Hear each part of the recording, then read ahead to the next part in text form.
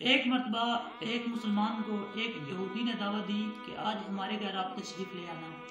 تو وہ مسلمان یہودی کا دل رکھنے کے لیے اس کے گھر تشریف لے جاتا ہے.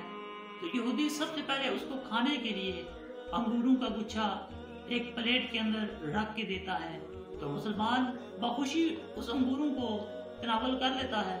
تو تھوڑی ہی دیر کے بعد وہ یہودی ایک پیالے کے اندر شراب لے کے آ جاتا ہے.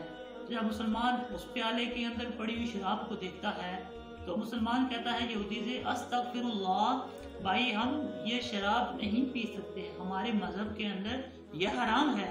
تو یہودی کو بڑا تعجب ہوتا ہے کہ یار انگور ابھی جو تم نے کھائے ہیں یہ انہی سے بنی ہوئی شراب تو ہے، اس میں کیا فرق ہے کہ شراب حرام اور انگور حلال، حالانکہ دونوں ایک ہی چیز ہے. تو مسلمان اس کو جواب دینے کے لیے بہت ہی پیاری مثال دیتا ہے. وہ اسے کہتا ہے کہ جاؤ اپنی بیوی اور بیٹی کو بلا لاؤ. وہ دونوں کو بلا کے لے آتا ہے. تو مسلمان کہتا ہے کہ ان دونوں میں کوئی فرق ہے؟ وہ کہتا ہے نہیں، یہ دونوں عورتیں ہیں، دونوں لیڈیز ہیں، ان میں تو کوئی فرق نہیں ہے. مسلمان کہتا ہے نہیں، ان کے اندر بہت فرق ہے. وہ کہتا ہے کیسے؟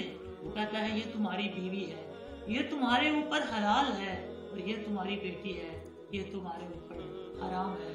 یہودی اتنی پیاری مثال سن کر کہتا ہے یار تمہارا مذہب کتنا اچھا ہے.